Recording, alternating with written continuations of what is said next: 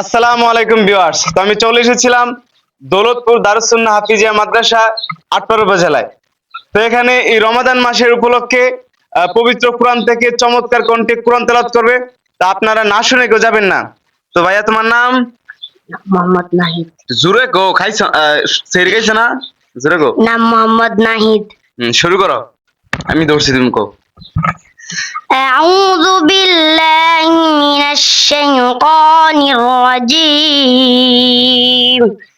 بسم الله الرحمن الرحيم. عما يتساءلون